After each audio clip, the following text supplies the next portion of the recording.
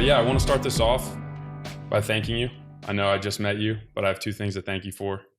The first is the impact that you've had on my brother, my father, and my mother. Mm-hmm. Any man who's had the type of impact that you've had on them is a man that I want to meet. So I'm very glad that I'm here, and I'm very glad that you took the time and are taking the time, which leads me to my second point is I appreciate you being here. You are by far your time is valued more than anybody I've spoken to so far. So I really do appreciate you taking the time. Well, it's my honor. And time is a gift. And I've gotten a lot of gifts in my life of people giving me their time. So the honor is mine, Nolan. Yeah, right on. Well, I appreciate that. It's ironic. I was reading Gift of Influence, and the way I start every podcast is I ask a question that you talk about. I ask what your story is. Mm-hmm. That's part of the reason I started the podcast is to learn about people's stories.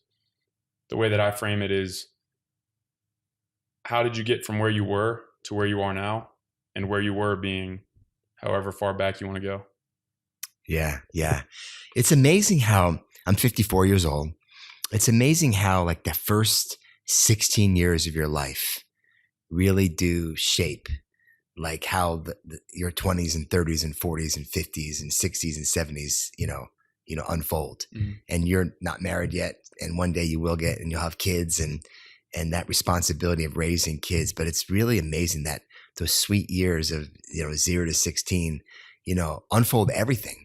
And, I've been coaching Fortune 500 CEOs now for 25 years, and the narcissists, the wounded, leaders, the self-centered leaders, the arrogant leaders, even the beautiful leaders that I've met and coached, they all have these wounds. And none of the wounds really come when they're 20s and 30s and 40s and 50s, unless you had a horrific thing like a car accident or, sexual assault or something. But most of the wounds happen when you're younger. And it really unfolds that way for me. I grew up in a great family. My dad was an English school teacher. My mom actually never went to college until I went to, college. And then she went back to school and got a degree and went and had a career in teaching. But my grandparents cut hair for a living. I grew up very humble. And I had a beautiful family, but I struggled academically, Nolan, big time. Back then, they didn't really know what to do with kids like me with ADHD, ADD, severely dyslexic, really learning challenged. And in my middle school, in high school, they had a room called the resource room. And that was the room in the 80s, and they called it the resource room. In the 90s, I think they called it special education. And I don't know what they call it. There's some politically correct, academically challenged room, whatever. But my friends didn't call it the resource room. It was the retard room. And I hated that word. Like the word retard is probably one of the 5 worst words in the human vocabulary, in the English vocabulary. And that's what, I was called a little bit. And that had a scar on me. And even when I was in school, in high school, I went to summer school, like basically all 4 years of high school, because I failed classes, had to retake them. And I watched my friends, graduate magna cum laude and summa cum laude. And I graduated high school, thank God almighty, cum laude. I was barely graduating school with like a 2.0 GPA. All my friends are going to Michigan, Harvard, great schools. And I wasn't. And I really had a wound in my heart with that. On top of it, when I was like 11, 12, 13, I had a lisp, like literally a lisp. And it's amazing now. Today, I'm a public speaker. I speak to millions of people. But when I was a kid, I would never speak to people because I had a lisp. And I remember going to a speech class before school. And for a year, I went there and took a raisin and put it under my teeth, the front side of my teeth, to train my tongue how to not go above my teeth to have a lisp. I held a raisin for an hour every morning to train my tongue and, to do it with my lisp. I had all these like learning challenges, and I had some cousins that were really athletic, like varsity football and studs, varsity lacrosse. And I wasn't that kind of guy. And I had some cousins that also were highly academic. They went to Villanova and did like great things academically. And I wasn't that person either. So I became addicted to overachieving, to try to earn my mother's love, to try to earn my dad's love, to try to earn my peers' love, which was really dysfunctional.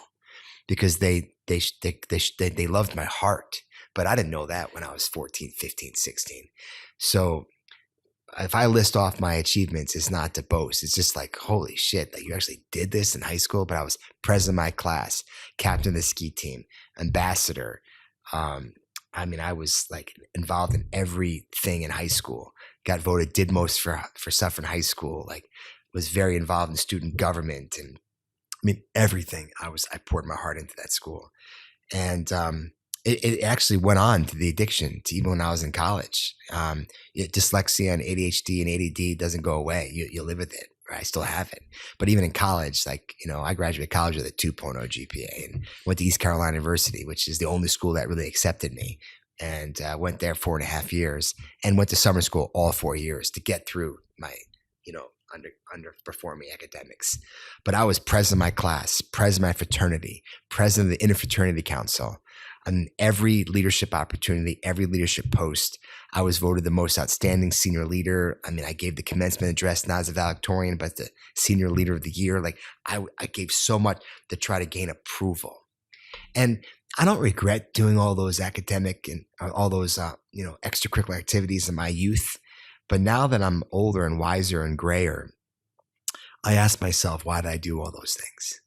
Did I do it to really learn, to really grow, to really serve? Or did I do it to fill a hole in your heart? And that's when I've really got into leadership coaching, because I believe that everybody is born with a hole in their heart. Not actually literally, but like a hole, like there's something. You're dyslexic. Your parents are divorced. You had a sexual, inappropriate sexual, misconduct happen to you when you're a kid.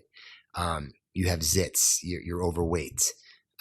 Your dad works too much and never home. You have daddy issues. You're dyslexic. You name it. You pick the poison. Everyone has something. For my dad, his dad left when he was 1 year old, never knew his dad. He had dad issues. Like we all have our stuff. Maybe you were abused by your parents, physically, emotionally, and verbally, like whatever that is. You have your stuff, and it has this hole in your heart. And what happens is when you receive love and achievement, it just goes in your heart and just drains. You can't accept it because you got this hole in your heart. And I wish I knew what I'm about to tell you. By the way, if we talk for an hour, this is the most important thing I'm going to tell you. What I've learned after almost 25 years of coaching and writing books on leadership, here's what I've learned. You can't be a servant leader. You can't love and serve other people. You can't truly put others before yourself and be what I call a heart-led leader unless you love yourself. What I mean by love yourself, not as, I love myself. I'm wonderful. I'm beautiful. Not that kind of loathing love, but the self-confidence love, Nolan, that you believe in who you are, that how God created you, and that you're a good man or a good woman, and that you have goodness and you believe in who you are. And if you don't have that self-love, you always have that hole in your heart. But once you have that self-love or self-confidence or self-worth, you plug that hole. And then when you receive love, it stays in your heart. So then you don't need the corner office. You don't need that big paycheck and all this, all the money towards you. You don't need all the accolades. You don't need all the attention. But you think about leaders, they want the accolades, they want the attention, they want the fancy car, they want the next thing, they want the corner office, they want all these things because they have a hole in their heart, and all that stuff just never fills it. But the greatest heart-led leaders that I've met, that I've coached, that I've been mentored by, that run incredible organizations, they're able to lead by putting others before themselves because they've done the work and they plugged that hole in their heart. They figured out how to love themselves. So all the recognition that comes to them, they don't need it. They just point it to other people. And so when you ask me to, tell me about yourself, my journey of growing up is I chased accolades. I chased money. I chased success. I chased fame. I chased recognition most of my life. And it wasn't until I was like in my maybe early 40s when I got married and started having kids and really diving into my faith that I became more of a humble person that is not chasing that stuff anymore. And if I can spend the rest of my life teaching young people not to chase that, then that's a job well done. That's awesome. Yeah. That's so much to unpack there. And I appreciate you sharing that, as we'll get into hopefully a little bit more. Like leadership and you are kind of synonymous in Yeah. many ways. Are you familiar with John Eldredge? Yeah, sure. So he's a book called The Wild at Heart. Wild at Heart. I read it. He talks about the wound. Everybody's got the wound, similar to what you're referring to. Yeah. And he kind of goes at it from a similar perspective. Like you can't love, you can't serve, you can't lead authentically or in a godly way until you at least first determine what the wound is and then figure out a way to fill that hole that you're referring to. So my question to you regarding that, how did you, it sounds like it was when you were in your 40s. Yeah. How did you begin to repair that hole? What was the thing or series of things or actions or conversations that you had? How did you begin to repair that hole so that you could start being a heart-led leader? Yeah. Well, in my 30s and 40s, I started to wake up and pay attention to leaders out there that I really respected, whether they were family members, whether they were bosses or people I worked with or neighbors. But I started looking at leaders and who they were, what kind of fathers, wives, husbands, mothers, leaders they were.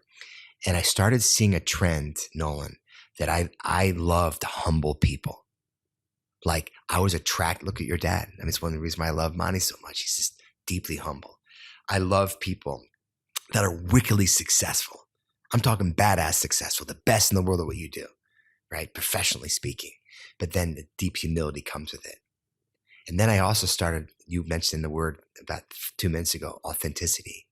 I just fell in love with people that were authentic. When I met them, like, man, they're the real deal.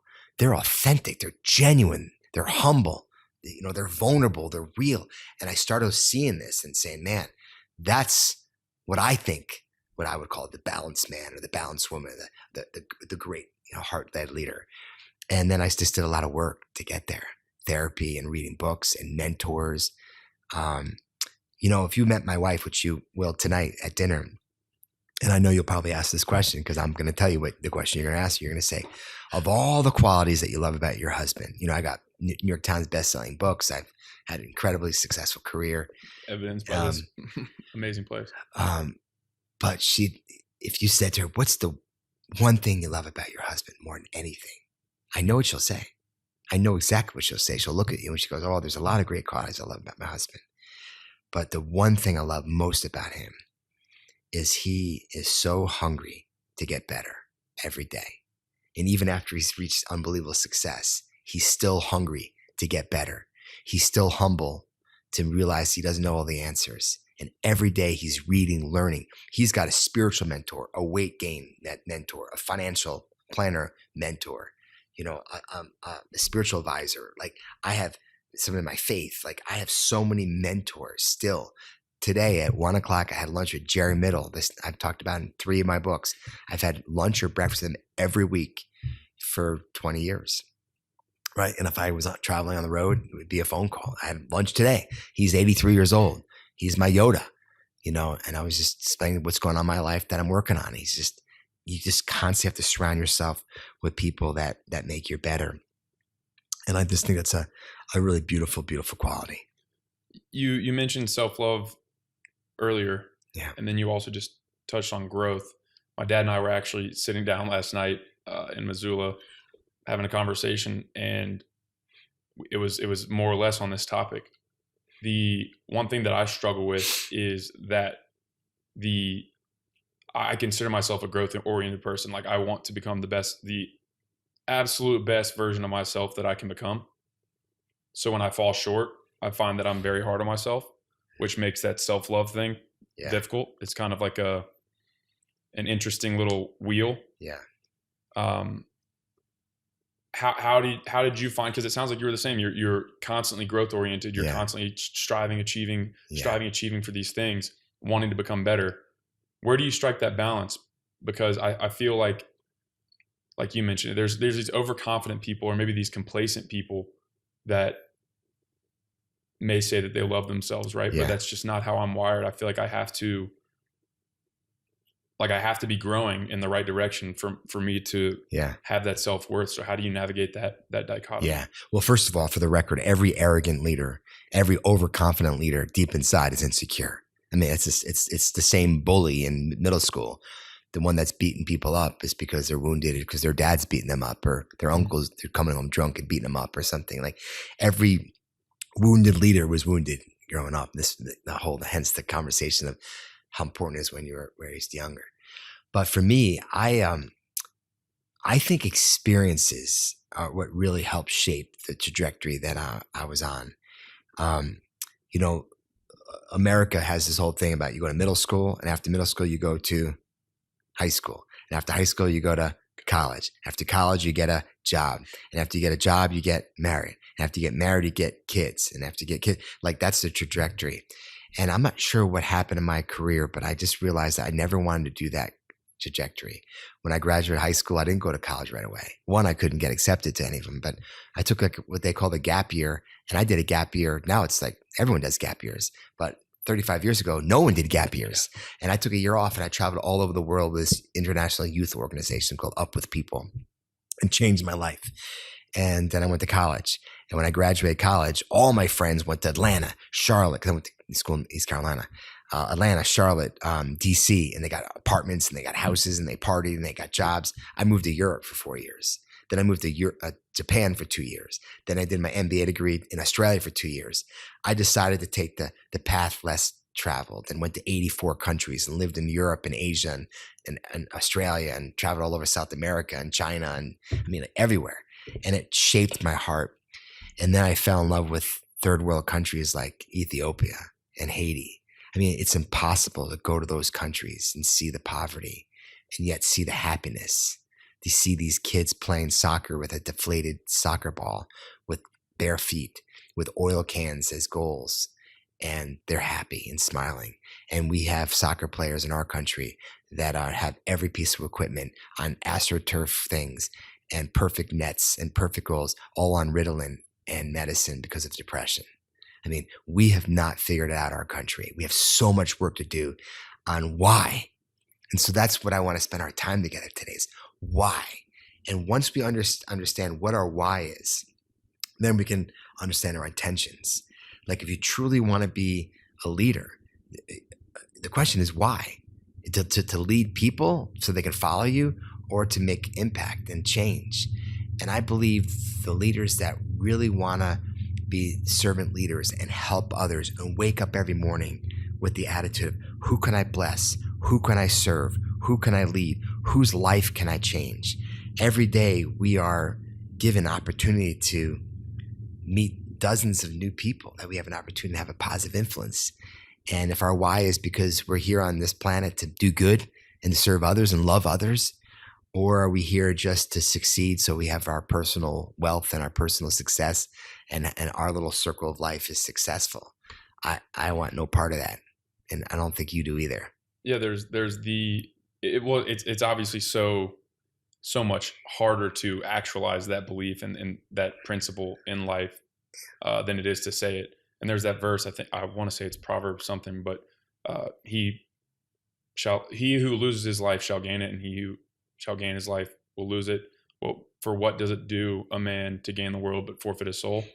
That's sort of what I was reminded of that when you just finished speaking, because you're talking about the arrogant leaders that are always striving, and they're always striving to fill that hole with these things that don't fill the hole. It's like a weird almost lie that we've been fed, or that we feed ourselves, that these things will fill that hole. So the reason I bring that up is, it sounds to me like you started filling that hole when you started not looking for those things and looking for like the influence that you talk about and get the gift of influencing other people positively. It's so strange how that works. But like, who was it in the book? It was a lady who's she helped a ton of people, and she said it's almost more for me than it is for them. I can't remember her name. But could you speak on that? Like, what is it about influencing people in that way that you think helps us fill that hole? Yeah. There's nothing like living a life when you influence others. And the truth is, the word influence has been hijacked. If you look up the word influence in the dictionary, it's not about changing people's lives. Social media and stuff like that. How many pocketbooks and bottles of tequila can you sell on the internet? I mean, how many likes do you have? I mean, it's all about the social media influence that you have, social influencers. And I believe that influencers has nothing to do with the internet. It has everything to do with changing people's lives. I wrote in The Gift of Influence that the average human being influences 2.8 people a day. And that's just, it was actually statistics, like studies shown at some university did years ago, that the average human being meets 2.8 new people a day. But just, I got up today, I went to Starbucks, got a coffee this morning at 7:30. I had lunch today. My waiter was a new person I met. Went to the post office today. And just before I met you, I met 3 or 4 people. So the average person meets 2.8 people a day. The average human being on the planet lives to about 77 years old. So if you take 2.8 people a day times 365 days a year times 77 years, that's exactly 80,000 people. And when I first heard that, that moved me in a way, Nolan, that actually hit my heart, like changed me. Like, oh my God, we are going to influence 80,000 people in our lives, the average human being. We look at this thing, you can almost see Mile High Stadium down there. That's what I was just thinking about. Denver Broncos Stadium right over there at this window that holds 78,000 people. So what I wrote in the book is, what if at the end of our lives, we actually got to meet all 80,000 people, all 2.8 people a day that God put in our lives every day that we met our whole life since we were in kindergarten, since we died at 77 years old. Hopefully we all live longer than 77, but the average human being lives to 77. 80,000 people. What would it be like at the end of our lives if we met all 80,000 people, every single person that we've interacted with positively or negatively in our life? And how cool would that be? Or how daunting or scared that would be if you've been a jerk your whole life. And so I wrote the book called The Gift of Influence, basically challenging people. What if at the end of our lives, we got to meet these 80,000 people, and where would they fit? They'd fit in a football stadium. And turns out there's many football stadiums around the world with exactly 80,000 seats. So you pick your stadium. That's my Mile High Stadium right there where the Broncos play. When I die one day, right before I go to heaven to meet Jesus, I'm going to be airlifted to the 50-yard line, and so are you, and so is every person on the planet. Right before we die, we're all going to go to our 50-yard line of our favorite football stadium, all by ourselves. And we open our eyes, we're on the 50-yard line, and there's 80,000 people in that stadium. And that is every single person that you have had a positive or negative influence in your entire life since you were born until you die. And the question is really the most important question of your life. It's your legacy. It's, what's the sound of that stadium? What's the sound of it? I mean, are 80,000 people just like screaming and yelling, clapping, giving you a stand ovation? Nolan, Nolan, Nolan. At like 24 years old, you did that podcast when you were a kid and you reached hundreds of people or millions of people, or you wrote that book, or you helped that person across the street when they were blind, like whatever like interactions we've had in our life, they're going to be there and they're going to be saying goodbye. Or are they booing you because you spent your whole life thinking about yourself? Or worse, is it silent? Is the stadium completely silent because you spent, I'm holding my phone right now, you spent your whole life looking down at your phone. Having no influence. Having no influence. Because you just look at your phone the whole time. And I want to inspire the world to live a life where everyone has a stadium of 80,000 people thanking them for the influence we have in our lives. And that's when I've really realized, I wish I knew now what I knew then when I first started writing leadership books, because I was writing leadership books for years when I never even knew what it was. Leadership is all about influence. That's what influence is. That's what leadership is. It's the positive influence we have in the lives of others. Because no one's ever going to say, I love the way Nolan managed me, or way he led me. I love the way Nolan husbanded me or fathered me. No one says those words. I love the influence that Nolan had in my life. And here's what he did to change my life. That's what people remember. And that's our legacy. 100% agree. And everybody should read Gift of Influence. I mean, the paradigm or the framework thinking about the stadium, that's something I've never thought of. I'm sure most people hadn't thought of it until you wrote it so eloquently and shared examples of people filling those stadiums with cheers through different stories and such. Yeah. It's such a powerful visualization. Like you actually just closed your eyes a minute ago. Literally closing your eyes and thinking about the person I sat next to on the plane today. it's so funny. I read on the first leg, I was reading Gift of Influence, got on the second leg, and I had this thought. I was like, oh, this lady next to me, and we ended up having a conversation. I met her. We talked about what she does for work and all those things. And I'm like, I believe that Claudia, if you're listening to this, she will be cheering at my stadium. So it's such a, because we like write it off because it's so isolated. Like the person you help cross the street or you don't. Yeah. That's an instance. It's just one instance among many. But when you compile those and compile those and compile those, it's literally a football stadium. Yeah. So the thing that pains me, like you just mentioned, the sadness in a person's soul to get to that 50-yard line and hear boos, that's, I don't know. I pray that I never experience that. That's a very sad thought to think, frankly. But I mean, I really think that you put it so eloquently through the stories in that book. And that kind of leads me to my next question is, and it's actually, I started the podcast off with this. What's your story? Because that's in the book. What's your story? That's a question you should ask everybody. Why are stories so important? Yeah. I believe you can't love someone until you know their story. Everyone has a story. If I can write another book, that would be the title of it. Everyone has a story. And I believe that our number one gift, our number one power of influence, our number one leadership ability, our number one blessing that we can do for another human being is to know their story.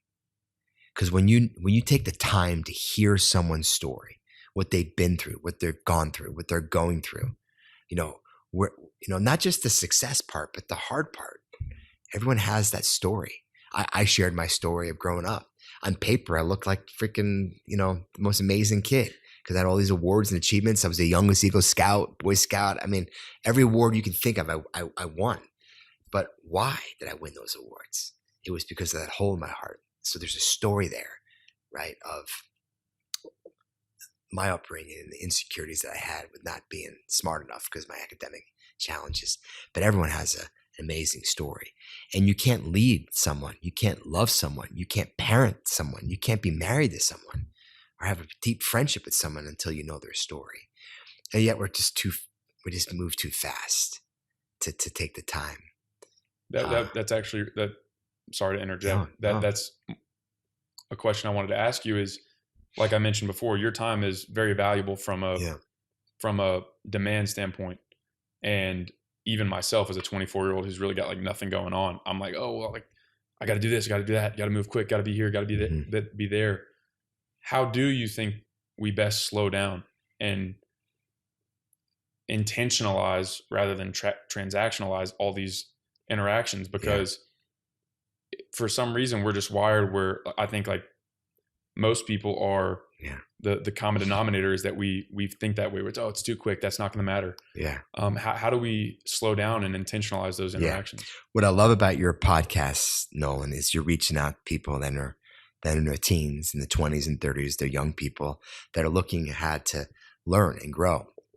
And the wisdom that I've had after 54 years, I realized that I had it wrong most of my life when it comes with relationships. When you're younger, you want to be popular. You want to have tons of friends in high school and college, and you want to meet people and go and join this club and do this and that sport and travel here and meet people. And you have thousands and thousands of friends and contacts and followers. And as I get older, I realize it's like a big bowl of pasta. I'm Italian, so it's an analogy. And when you're young, you got all these pasta noodles, all these spaghetti noodles, high school, college. I mean, tons of friends. I got millions of people that follow me on all this social media, all these noodles in your strainer.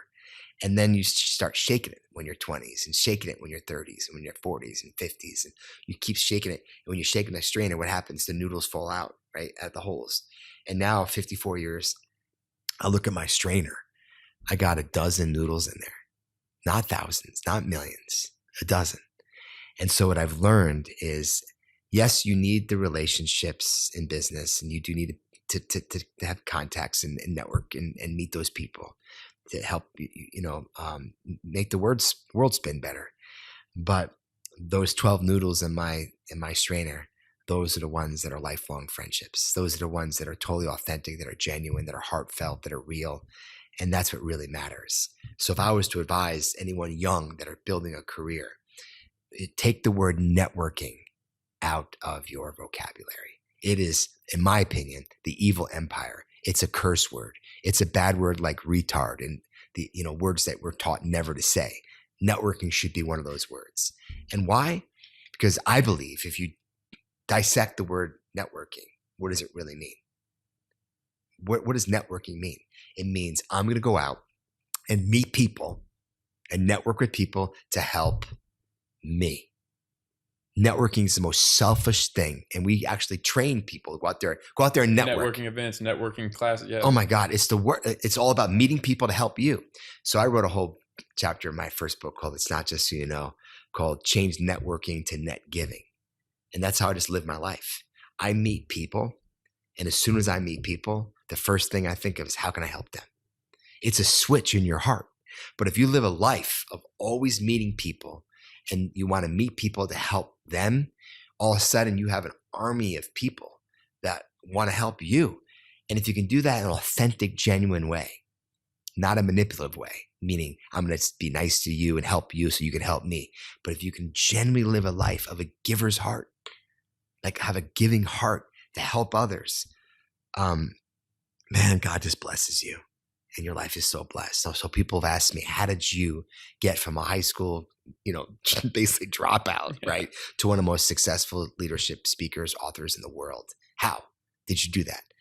Because I just gave my life to serving other people and want nothing in return and building awesome, authentic, genuine relationships with everyone I meet. And I wake every morning serving and loving and giving and learning and growing in a very humble spirit. And it wasn't until I did those things and not just chase success to fill my hole in my heart that my life really started mattering. You just used a word or a phrase, expected nothing in return. I think the word giving, I don't know the origins of the word, but I think that those are connected. When you truly are giving something, it's almost like giving versus expecting. Yeah. Like, hey, I'll scratch your back, you scratch mine. What if I just scratch your back? Like, what if I just give you a gift? What if I just do something for you and have zero expectation of return? More often, it's so funny how it works because like we know this, I believe. More often than not, you will be inclined, even if I don't ask for something in return, to do something for me. Yeah. But it's not in the spirit of what can I do for you so that you can do something for me. Yeah. And I'm reminded by the very, very famous book, How to Win Friends and Influence People. Yeah. It's funny, even after like knowing about you and not having read any of your books, but having talked to my parents and my brother, I kind of had the perception of like your books being different than that because that book is very me oriented. Exactly. And I do believe there's valuable insights in that book on how to communicate, how to increase interest in conversations and things of that sort. But it all stems back to how can you influence these people? How can you win these friends so that it comes back to me? Your book, Gift of Influence, it's the exact opposite almost. It's how can I, like you mentioned, how can I be a leader that literally gives everything to you?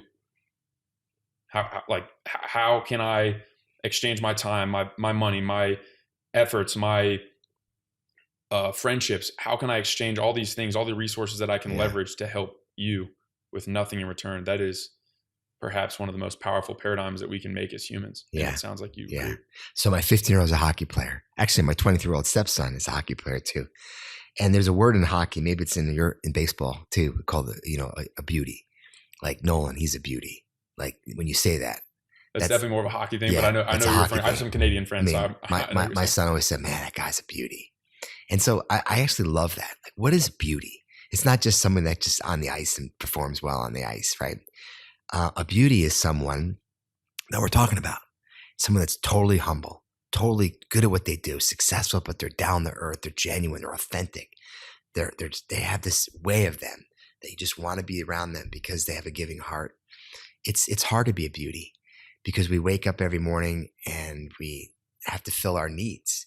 And then we have payroll to make, or we have a job to do, or we have, a paycheck to get. And we have these expectations to perform. And then we kind of shut off our giving heart.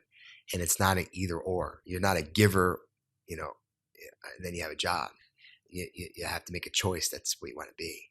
But there's a great book out there by Adam Grant, who's a good friend of mine, a brilliant mind. He wrote a book called Give and Take. He's a professor at UPenn. And he basically says there's three types of people. There's givers, and there's takers.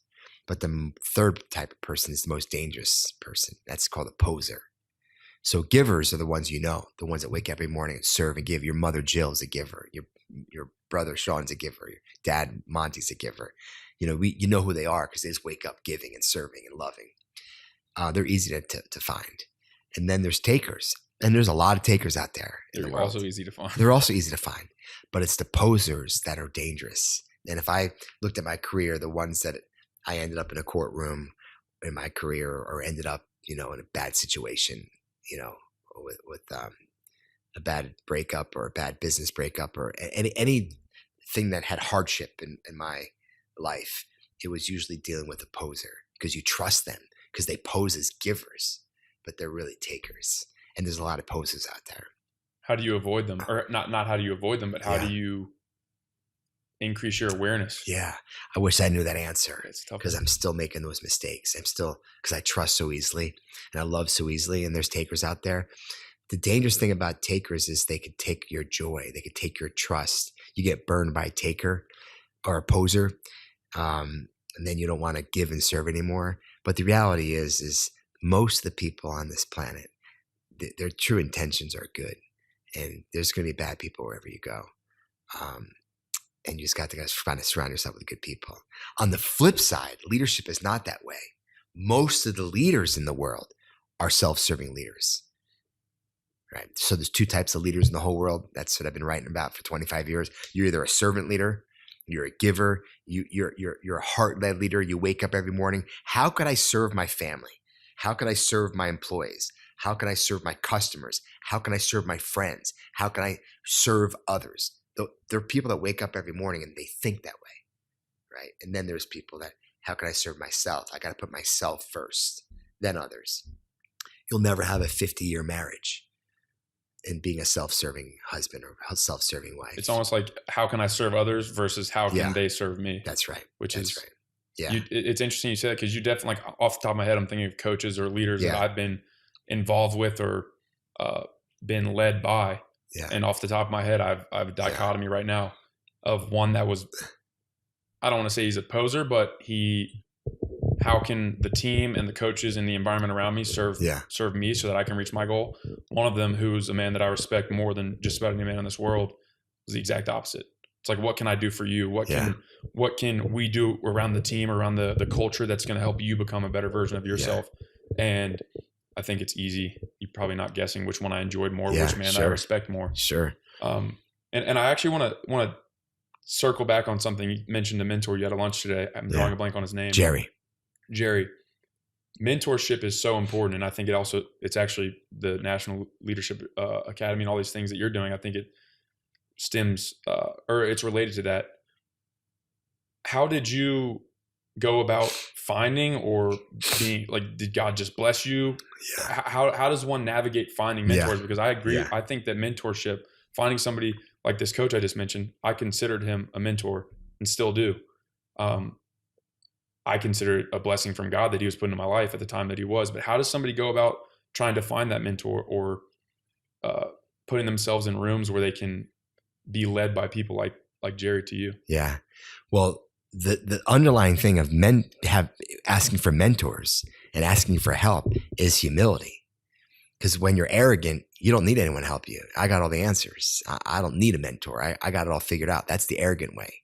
But if you're constantly learning to grow and want to grow and are humble, to say, man, I want to surround myself with great people. 99.99% of all the success in my life is because people mentored me, gave me a chance. The word self-serving millionaire, I hate when people, I've done a lot of podcasts, they'll introduce me as a self-made millionaire. I hate that. I won't introduce you as that. Don't worry. My God, that's like, no one's self-made. No one is self-made. Everyone gets where you're going and successful in life because someone helped you, someone mentored you, somebody gave you a chance. And there were so many people in my life, Jack Carnes in college, Deanne Singers in high school, Bob Veltiti, my football coach, Terry Adams, my first boss out of college, Jerry Middle, these incredible mentors, Bill Grable. I mean, these guys in my life and women in my life that helped shape my heart, helped take time and invest in me. And the way you get mentors is the first thing you got to do is say, I need them. I need people in my life to help me get better. And then you ask them. And when was the last time you said to them, listen, the way you live your life, the kind of father you are, the kind of mother you are, the kind of leader you are, I just admire you. Would you just be open to having coffee with me every few months just to kind of mentor me? Who the hell says no to that?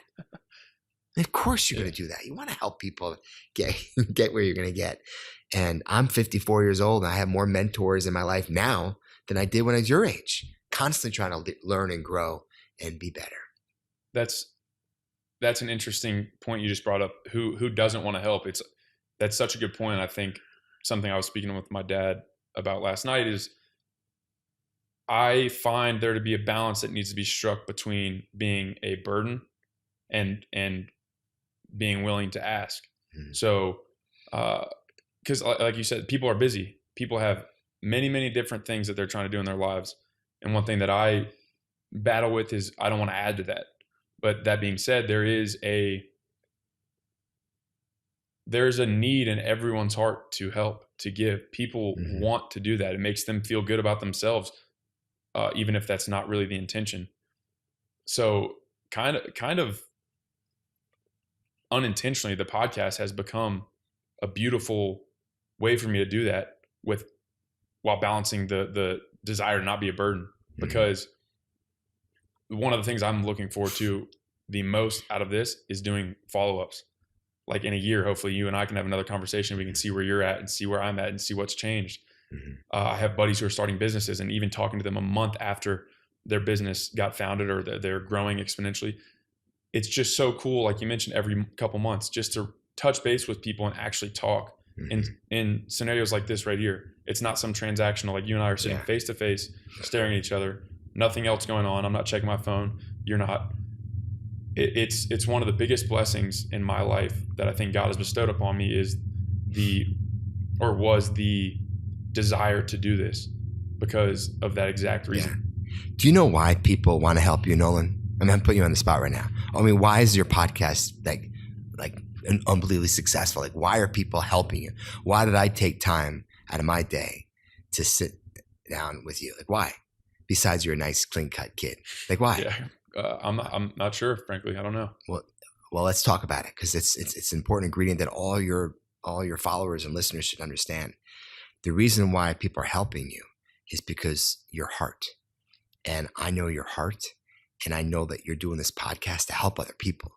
You're not doing it for financial gain. You're not doing it for your own brand. You're not doing it for the influence of word of social media. You're generally wanting to do this to help serve the next generation of leaders. That's why everyone's going to sign up. So when I started a high school leadership program 20 years ago called the National Leadership Academy, that I want to have a high school program taking blacks, whites, Jews, Christians, Muslims, public school kids, private school kids, high school kids with every ethnicity background, and teach them to be servant leaders and have this huge academy every summer. This is our 25th year running the National Leadership Academy of hundreds of high school kids that come to Denver every year for this huge Tommy Spaulding Leadership Institute leadership program, right? Because I'm trying to do good. Yeah. I'm trying to change kids' lives, right? So many people have helped me. But if you live a life so myopic, where it's all about me, all about making money, not many people are going to help you. But when you open your heart to helping and serve other people, people want to sign up and help you. And the crazy thing is, if you do that, you're blessed personally and professionally. That's remarkable. Well, thank you for speaking that into my life. I appreciate that. That is the word Tyro. We spoke about it a little bit. That it means novice or beginner, young soldier. And I believe that we all are Tyros. I believe you're a Tyro in many ways. I for sure am. My dad, everybody is a Tyro. I hope, you know what? I don't want to say that. My hope is that everyone recognizes that they are. Yeah. Because then you stay open-minded. You have that humility because I'm a novice. I'm a beginner. Yeah. Once you reach that point, I believe, and I've done this, I'm sure everybody's done this in certain moments in their life that they think that they've made it. Yeah. I'm the expert who can challenge me in X field. Let's dissect that because I think your followers will really love what I've learned over the years, like how it's totally shifted. If you could put that a little closer. Yeah, we thought the world was flat. Like there are literally people on this planet that decided the world was flat, right? And we learned hundreds of years ago, the world isn't flat, it's round. but we were led to believe that. If you look at our history, we actually have this law that was passed called the 3/5 Compromise, that during slavery, that a black man was worth 3/5 of a white man. Clearly, we got that wrong, right? Those are human beings. Clearly. Who came up with that. Clearly, we got that wrong. I mean, all people are equal, right? Look at women smoking in the 60s. Google it. Women smoke in the 60s. There's millions of pictures on the internet of women smoking pregnant. Yeah. Women smoking pregnant in the 60s.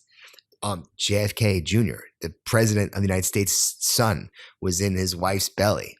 Jacqueline Kennedy, there's a picture of her smoking a cigarette, pregnant, right? We know now that smoking during pregnancy is not a good thing. So my point is, Nolan, that there's times in our lives, in our history, that we've thought things were the right way and they're clearly wrong.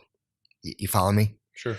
I believe that in 50, 100 years from now, 200 years from now, when people look at the way leadership was command and control. I'm in charge. I have the position. Now you follow me. You lead with fear. You lead with, I know all the answers. I don't show emotion, right? I am a rock. I'm dependable. I'm your iron leader. That was the old command and control. They're a dying breed, those types of leaders. They're still out there, but they're going to be dinosaurs. I know all the answers. I'm the smartest person in the room. Follow me because of my position, my title. If not, there's fear.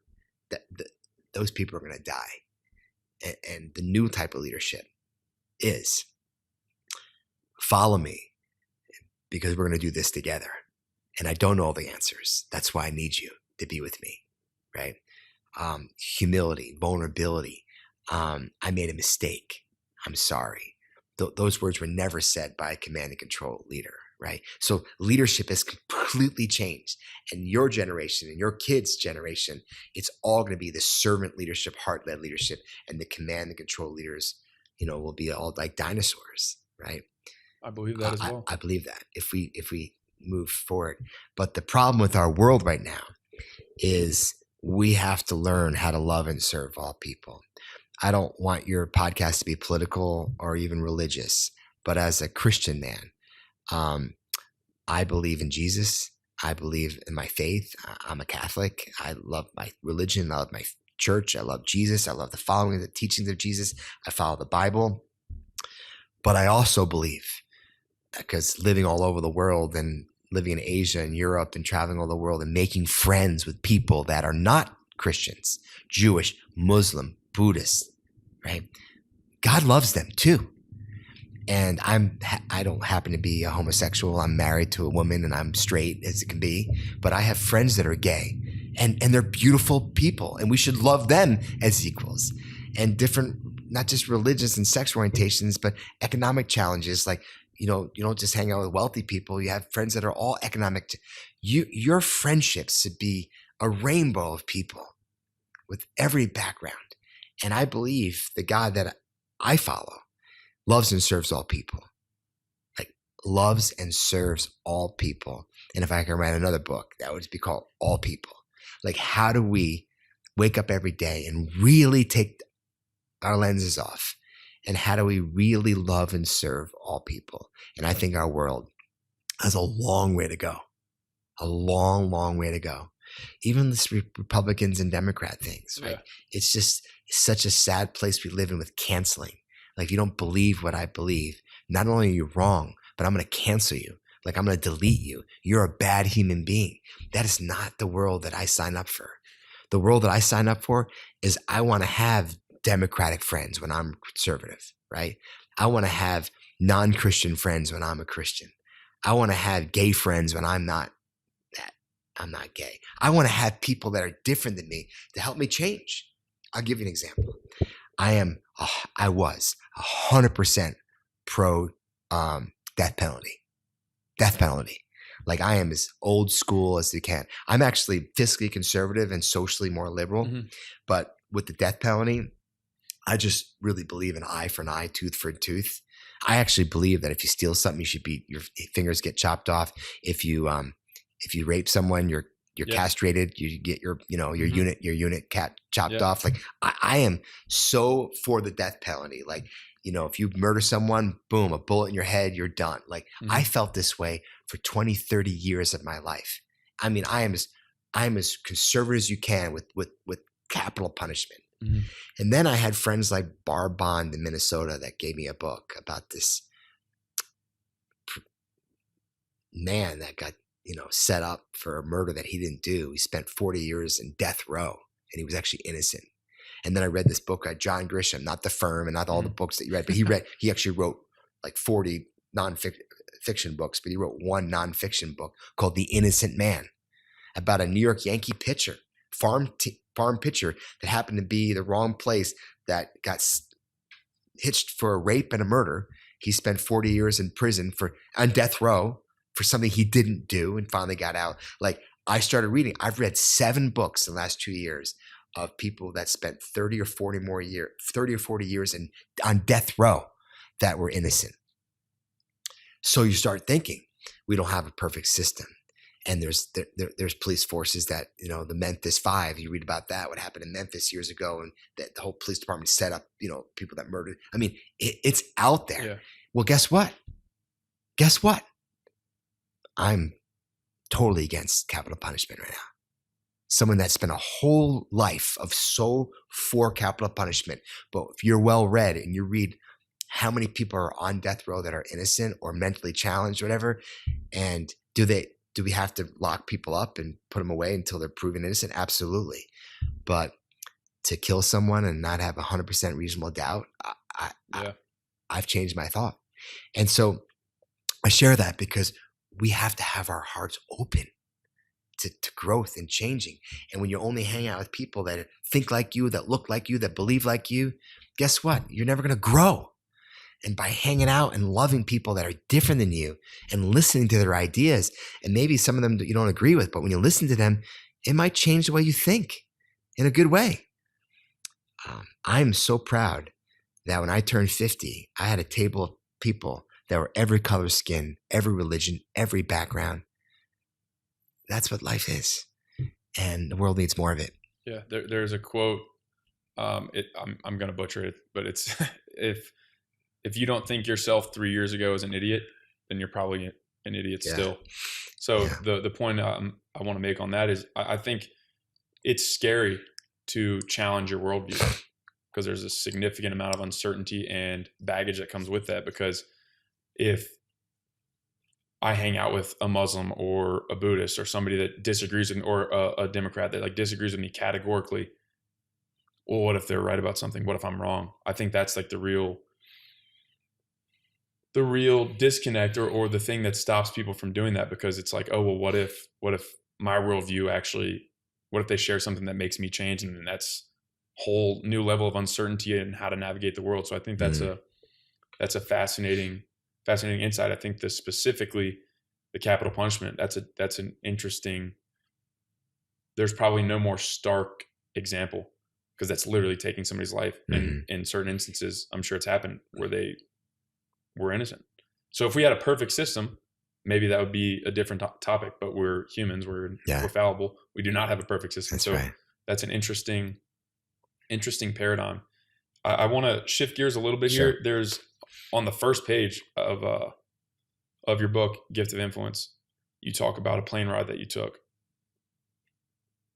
You mentioned it when you were a kid, like from outside perspective, you have all these awards, you have all this money at this point in your life, you have a loving family, you have healthy children, you have friendships that are blossoming, and businesses and the National Leadership Academy, all these things that are going well.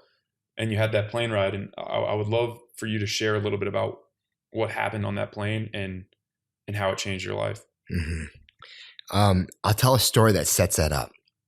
I told you earlier in the podcast that my father, who was one of my heroes, he never knew his father.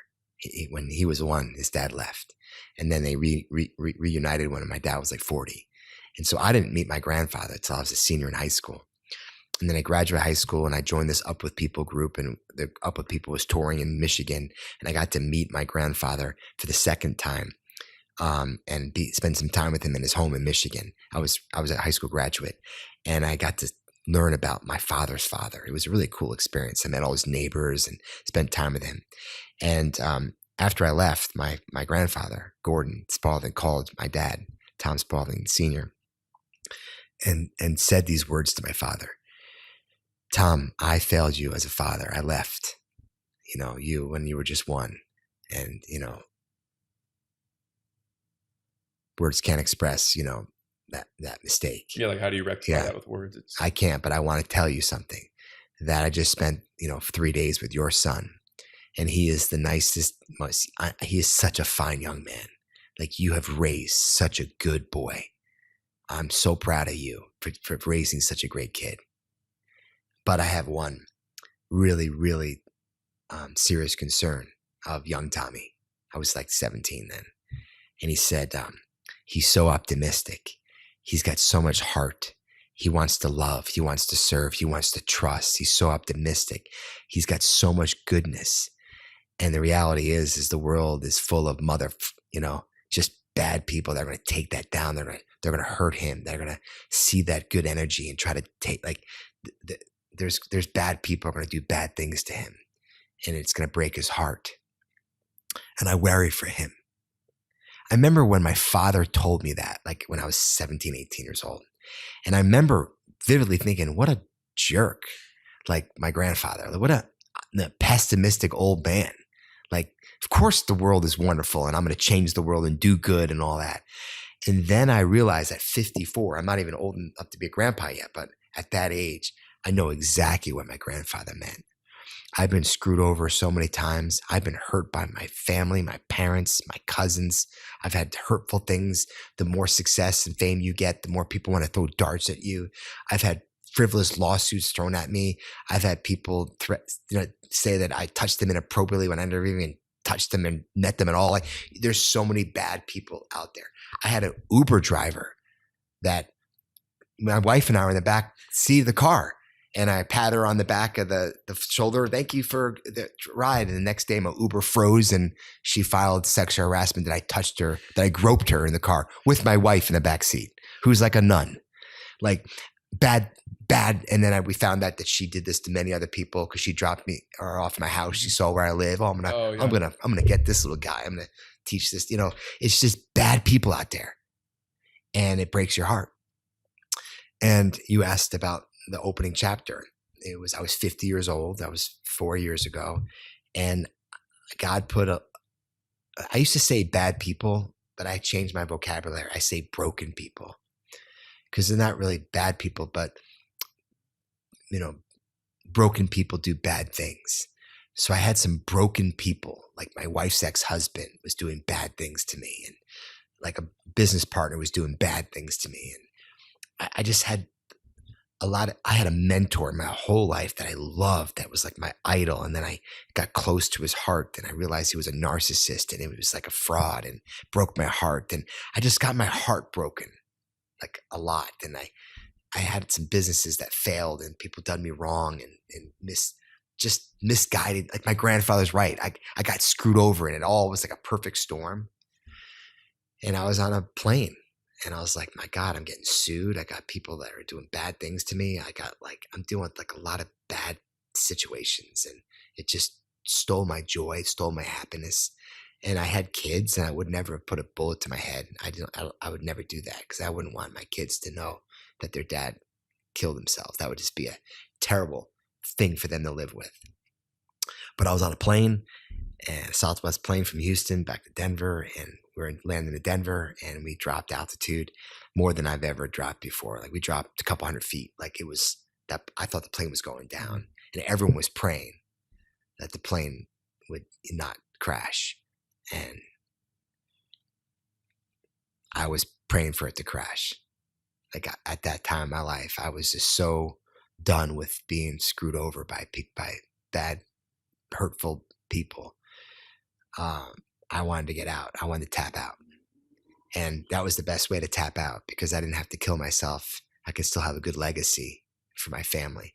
But I didn't want to deal with these people anymore. And that's how bad it was. I was in deep depression because I had such a positive outlook on life that changed the world. And then I realized there's just gossipers and people that want to take down good people. That's what they want to do. And I realized that the world's not full of those people, but I just happened to come across a bunch of them at the same time. And we all going to do that in life. And of course, the plane didn't crash. And of course, when I walked off the plane, I felt guilty. My Catholic guilt came out right away. Like, oh my God. That was my next question is when the wheels hit the ground, what happened? Oh my, I felt shame. Like all these people are going to die. I'm praying for them to die so my little worries can go away. I felt shameful. I felt guilty. And I was probably in a deep, probably dark depression part of my life when I had some bad things happening to me. What's changed since then? Well, my wife has pulled me out of it, which was amazing. I wrote the whole story in the book, but basically, when I got home that night, she knew her husband was in a dark place, starting to doubt people. I was seeing all the negative in people, and I felt like a fraud because I was speaking to this is before COVID, stadiums full of people giving motivational talks and positivity, and then I didn't trust people. And I was always wondering how people want to screw you over. I had this shell, like it was like awful feeling. And I woke up that next morning and I couldn't get out of bed. The shades were drawn. I was I was depressed. And my wife knew exactly what she needed to do to save her husband. So she jumps on my bed. She starts playing this Beatles song called It's Your Birthday by John Lennon and Paul McCartney. It's your birthday. And she's got these birthday balloons say happy 50th birthday, jumping on my bed. And I roll over and I look at her and I remember thinking, Jill, my birthday's August 31st. We're like in June. Like, you got the dates wrong, honey. And she looks at me and she says, no, Tommy, today is 50 days before your 50th birthday. And I'm going to give you one of these every day for the next 50 days. And she hands me a letter written by my mother. And we need a 10-hour podcast to dissect the relationship I have with my mother. Love her to death, but there's a lot of wounds there, right? And she wrote me this most beautiful letter about how proud she was of me, how much she loved me, and the millions of lives that I've changed, and how she looks up to me. And like a letter, words I've never heard before. I was just weeping, crying. And for the next 50 days, every day, my wife handed me a letter. She went out and found 50 people. My HVAC guy, that's your heating and air conditioning guy that would come over for years and fix our house when the air conditioning didn't work, but how I treated him and how I loved Russ and made him eggs and didn't just treat him as a worker, but I loved him as a person. And he wrote me this most beautiful letter that thousands of clients just treat him as an HVAC guy. And I'm the only one that looked him in the eye and said, can I make you some scrambled eggs? And I got to know his story, and he wrote me this beautiful letter, and like teachers and coaches and 50 letters. And that just got me out of this fog, this depression. And by the time my 50th birthday happened, I had 50 people pour into me, and I was out of it. I was out of my dark spot. And so I tee off the book saying my wife didn't get me this, the silver Porsche convertible for my birthday. She got me something more important. She got me the gift of influence. And I named the book, after her, after that story, because that's the gift, when you can give a gift of influence to someone else. And we all can go to those dark places. I might get there again, but I know we'll get out of those dark places when you surround yourself with people that truly love you and that see the good in you and that remind you that there are bad and broken people in the world, but they're the minority. Most people are just good people that want to do good things. And I think, well, first off, that's a remarkable story, and I appreciate you sharing that. I think the fact that you started a book off with that is a testament to your authenticity and the genuine way that you write, but also the way that you live, because that's not really like you think about a leadership book. It's not typically going to start off with the author talking about the darkest period of his life. Mm-hmm. And the gift that your wife gave you really is, there's no, like you mentioned, there's no Porsche, there's no watch, there's no vacation, none of that, like nothing even it pales in comparison to that gift. And you mentioned surrounding yourself with people that love you. I think it stems back to what we talked about earlier. For people to be able to do that, they must admit that they need that love, like they need to, that we have holes that we need to fill, and that we don't have the answers. We're not perfect human beings. We need human beings surrounding us that see us for us and love us for us, and so on and so forth. So I want to thank you for sharing that story. That's a remarkable example of, I think, the way that you lead your life, and also a testament to your wife. I haven't met yet, but sounds like a phenomenal woman. You're going to meet her in a few hours. She's cooking dinner tonight. It's going to be awesome. The last question that I ask on every podcast, and we touched on it, Tyro's novice beginner stems from the Latin word meaning young soldier. What it means to me is a Tyro is somebody that's in an arena, and your arena is going to be different than mine, different from this person walking across the park right now. But everybody has an arena. Some people duck, they hide, they run towards the wall, they try to climb out. A Tyro is somebody who stands firm in the arena, grabs their sword, runs towards the middle, and fights the fight of their life, whatever that fight is for. So my question to you is, what arena are you in, and what are you fighting for? Mm-hmm. Well, we talked a lot about that. I wanted to spend my next 40 years building heart-led servant leaders. I got high school programs, Global Youth Leadership Academy, National Leadership Academy. I have leadership programs in the corporate side.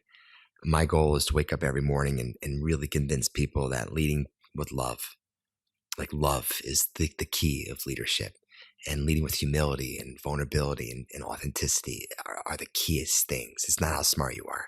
It's how much you love. And that's going to be a lifetime of work to bring more people to be heart-led leaders. I am also just really passionate about loving all people. I'm really passionate. I think that we live in this world of so much diversity, and we're not going to get there by governments having, programs and plans to force diversity.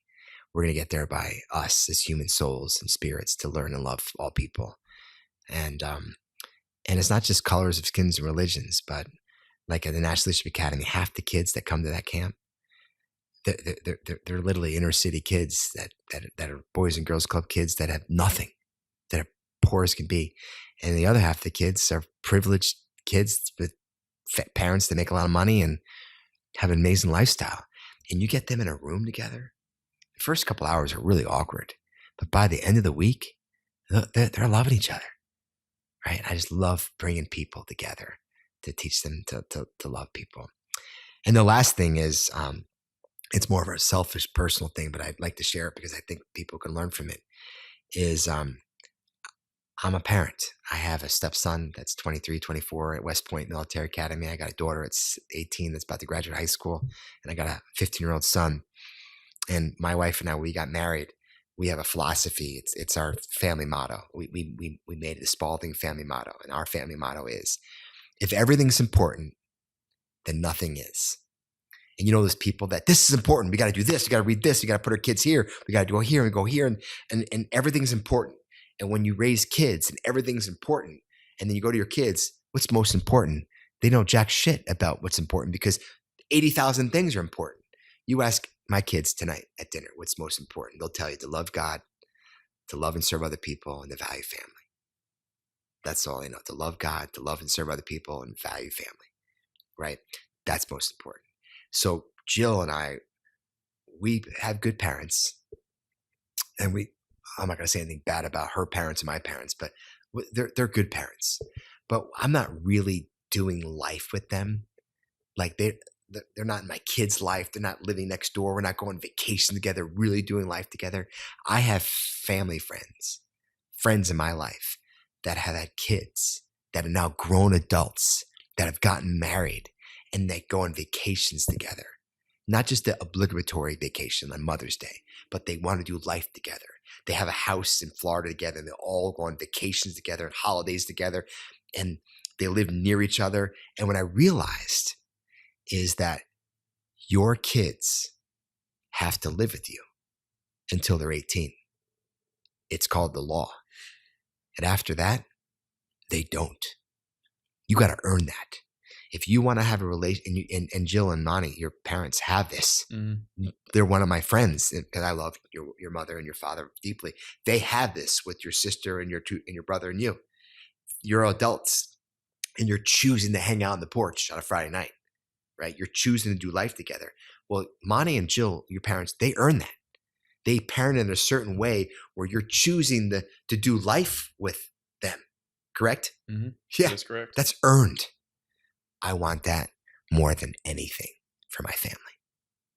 If everything's important, nothing is. And what's most important for Jill, other than loving God and serving other people, is we want to grow with our kids, and we want to know our grandkids, and we want to know our kids' spouses, and we want to love them like daughters and sons, and we want to do life together. In our house we just bought in Florida, we didn't buy and say, oh, I can't wait to be alone with you the rest of my life. No, I can't wait for my kids and my grandkids.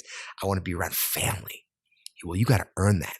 And if you're a self-serving jerk leader, you're not going to have that. Your kids are going to move cross country, right? On purpose. On purpose. Wow. That's awesome. I align with that goal very much so, frankly.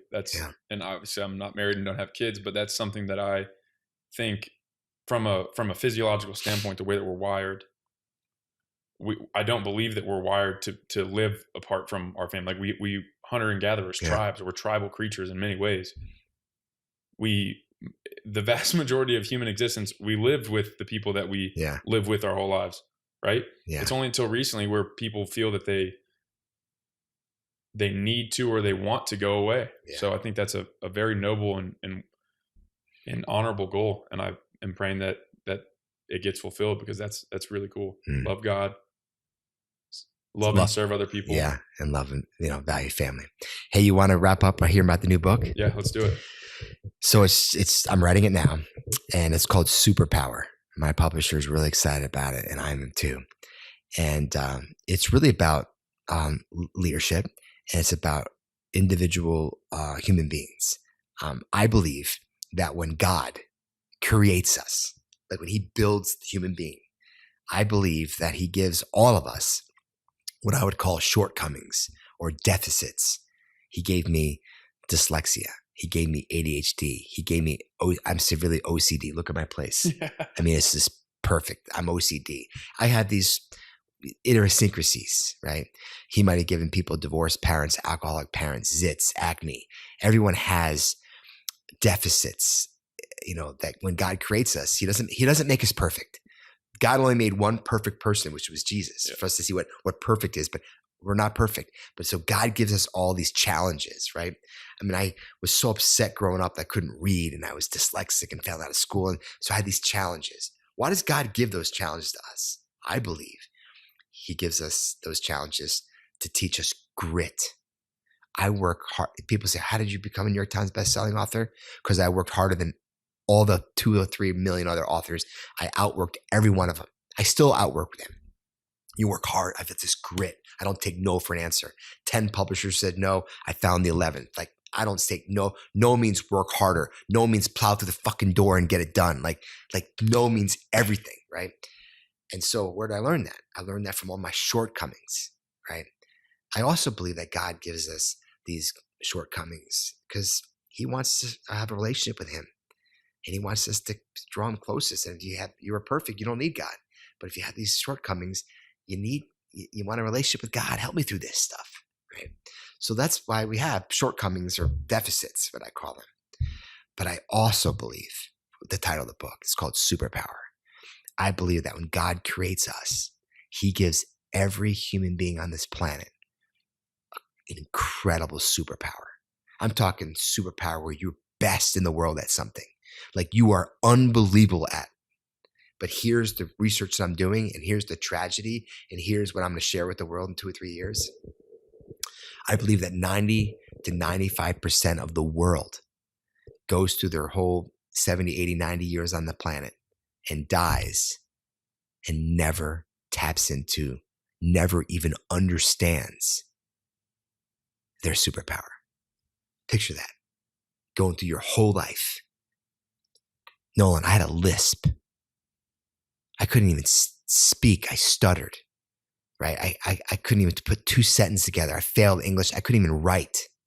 I got books that millions of people read. I get on stage in front of 20, 30,000 people and have everyone right here. It's a superpower I didn't tap into later in my life.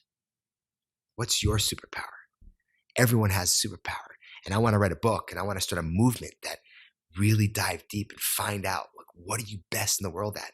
And then once you do, surround a career and a profession around that superpower, and have a social movement of good, like all the good you're going to do because of your superpower. And I think it's tragic that most of us go through life without ever really finding out what they're amazing at. And I'd like to really help people to find out what their superpower is. Well, I'm excited. I didn't even know you were writing that book. So thank you for sharing that. I'm very excited to read it. Yeah. I 100% believe that most people, like you just mentioned, it's a tragedy, but most people do not, for any number of reasons. And I'm sure you'll dive into those. Yeah. And also I'm assuming that your wisdom will be imparted and how to delineate that superpower and then how to best put it into the world and give it to the world, more or less. So yeah. Well, I want people to tap in their superpower, Nolan, for one reason only, because I want them to use their superpower to do good, to be humble and genuine and kind and loving and serving to other people. Like, picture the kind of world we're going to live in when we have all these people tapping into the superpower and using the superpower to do good in the world. Yeah. We need to change the world. And that's why I want to do this podcast, because I'm talking to the next generation, the ones in their 20s and 30s and 40s. I'm in my last chapters of my profession, but we have so much need for hungry, amazing, passionate leaders that want to go out there and change the world and do good.